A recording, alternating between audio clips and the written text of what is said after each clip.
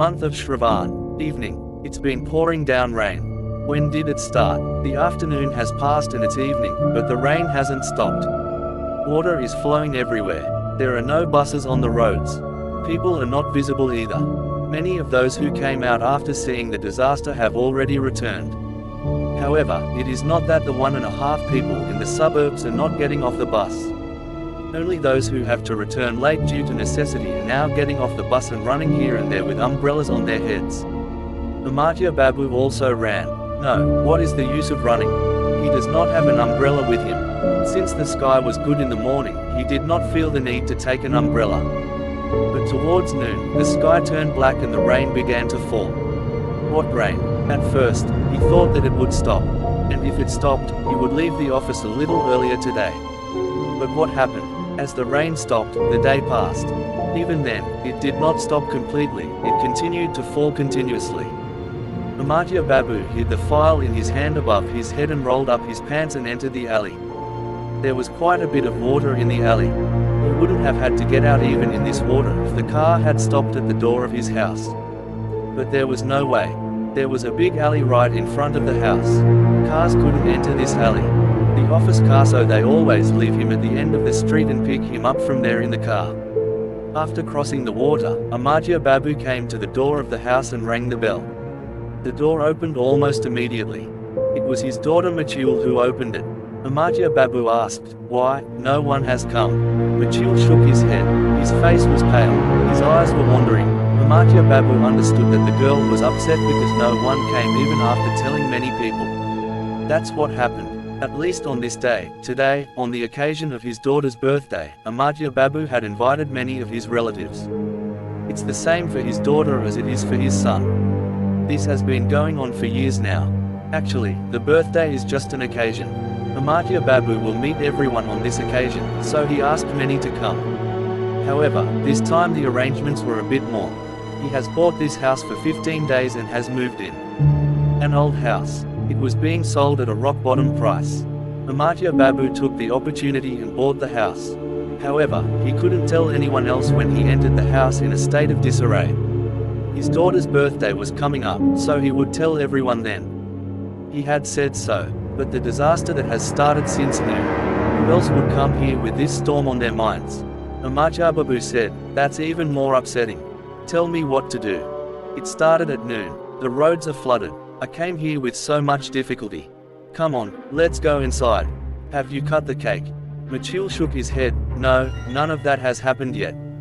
You didn't come, so Mum told me to stay late. ... Quote. Is that so? Okay, tell your mother to get everything ready. I'll wash my hands and face quickly." Saying this, Amartya Babu closed the door and went inside. To his own room. When he came out of his room after about 20 minutes, he was wearing milky white pajamas and Punjabi. A lit cigarette was between his fingers. He called Machul and said, "Where is Machul? Everything ready?" Not Machul, but Machul's mother answered this time. Amartya Babu's wife Vijaya Devi. She said, "Yes, everything is ready. Now you just have to come." Amartya Babu moved the curtain and stepped into the next room. This room is quite large. 25 people can sit comfortably. Here, a large cake was arranged on a beautiful tray on the dining table. How many candles were burning around the cake? Amartya Babu counted them and saw that exactly 13 candles had been arranged. His daughter Machul had just turned 13. Now Machul had to blow out all the candles with one blow. The boy was wandering around nearby. Taking the opportunity, he said, "What, Didi, can you put it out? If not, tell me." "Why would I tell you?" Vijaya Devi looked at her son and smiled. "Sister, you can extinguish them all yourself." "Where is Machul? Come here." Machul came forward. He lowered his head and blew very hard. Immediately, the candles went out. Both Amartya Babu and Vijaya Devi clapped their hands. The boy also shouted in joy. But not even a minute passed, before the boy's excitement died down, the candles flared up again. Amartya Babu said, "Wait, I guess it didn't go out properly." "Blow it again." Machul blew again. Immediately, all the waxes went out with one blow. But a little later, the same scene happened again. They started to burn brightly. "Wait," Amartya Babu came forward himself. He stared at the waxes for a while. He was an engineer by profession. He had to move so many big machines at work, but he couldn't understand why a few small waxes were doing this. So he said, "Wait, now I'll see for myself." He blew very hard. The candles went out but lit up again almost immediately. Amartya Babu raised his head and looked at his wife. "Tell me what's the matter." "I don't know, I don't really understand," Vijay Devi said in a somewhat thoughtful tone. Amartya Babu said, "You try it once." But Vijay Devi had already backed away. A kind of fear had also entered her. She pulled her children closer and said, "No, father, I feel so bad. Instead, you should sprinkle water and put them out." Amartya Babu said, "If you spill water, the cake will be ruined." "Okay, let's try again." Amartya Babu blew again, several times in a row. But surprisingly, every time he blew, the wax would go out and immediately light up again. This went on for several times. Finally, getting fed up, he brought a saucepan full of water and put it on the fire, and all the wax would go out completely. Nothing else happened that night. But the incident happened the next night. What time is it then? Probably 2:30. Amartya Babu had fallen asleep while reading a book in his room. Suddenly, he was startled awake by a terrifying scream. As soon as he got up quickly and sat up in bed, he heard a clanging sound. It was as if someone was throwing countless objects at random at once. And then the scream again. The scream was coming from his right. Amartya Babu got up in a daze and turned on the light in the room. Then, as he pulled back the curtain and went into the room on the right, he was startled. He heard a murmuring sound coming from the darkness. The murmuring sounded like crying. "Who is crying tonight?" Amartya Babu called out his wife's name, "Vijaya. Vijaya, what happened?" Then he pressed the switch and turned on the light in the room. As soon as I turned on the light, I saw that everything in the house was in disarray. It was scattered everywhere. On one side of it was Vijay lying, and on the other side was Machul lying on his back. The boy was sleeping soundly. Amartya Babu moved towards his wife. The moaning was coming out of his mouth. Addressing his wife, Amartya Babu said, "Vijaya. Vijaya." But there was no response from Vijaya. Amartya Babu now started pushing his wife. What happened, Vijaya?" Vijay Devi's mind seemed to be at rest now. She sat up on the bed with a thud. Then, looking at Amartya Babu with frightened eyes, she exclaimed, "Machul. Machul, who was holding her by the throat, just now? Who was beating him? Who broke all these things?" Amartya Babu said as he moved towards Machul. Machul's tooth was stuck. Amartya Babu said, "Bring some water quickly, Vijaya. Machul has fainted." "But, I'm so scared," said Vijay Devi, trembling with fear.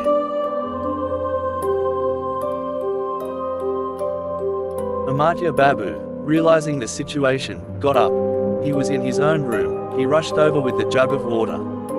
Then, splashing water on his face and putting his finger between his teeth to open the door, Machul regained consciousness. He immediately hugged his father.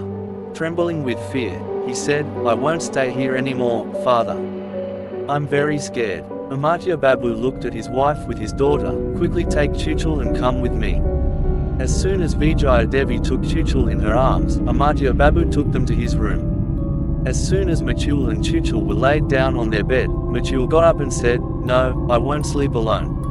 "Where are you alone? My brother is there." No, you stay here." Amartya Babu saw that the girl had turned blue with fear. Looking at his wife, he asked, "Tell me what happened." Vijay Devi said tremblingly, "At first I didn't understand. Suddenly, in the middle of the night, I felt like someone was moving around. I thought, it must be you. That's why I was going to call you. But before that, I heard a clanging sound. I realized that someone was breaking things. I turned on the bed switch and screamed, but what I saw still makes my blood run cold." The 13 or 14-year-old girl. But her eyes seemed to be blazing with fire. And her arms were so long. Her teeth were so sharp. She moved towards Machul, gritting her teeth. I was going. But by then Machul had woken up. Machul woke up with a scream. I screamed at his screams too. But then the girl raised her hand and slapped me. It wasn't exactly a slap, it felt like a gust of wind touched my cheek. That's it, I don't remember anything else after that. Amartya Babu said, "But you saw right. Or maybe a thief had entered." Vijay Devi, "But if a thief comes, why would he break things and wake the homeowner up?" Amartya Babu, "That is true, of course. But what is the matter? Vijaya Devi, the matter is very bad. I had a suspicion yesterday. Otherwise, why would the candles burn again even after blowing them out? You should look for another house tomorrow. I will stay even if it is a rented house, but it is impossible to stay in this house. Ah, how terrible. At his mother's words, Machul also said, yes, father, you go somewhere else. I won't stay here anymore. If I had just stopped, he would have strangled me. Machul cried as he said this. Amachababu pulled Machul closer, but he still couldn't seem to understand anything. He got up in the morning. As he was going to the market, someone called out to him as he entered the alley. Looking back, Amachababu saw Baijan Babu from the house next to him. As he approached, he said, what happened at your house last night? I heard screaming and noises. Amartya Babu explained everything in detail. Hearing this, Bijan Babu said, I knew something like this would happen. We were not here when you bought the house. We went to Benares for a month. If we had, I would have stopped you from buying the house. Tell me, what's the matter with the house?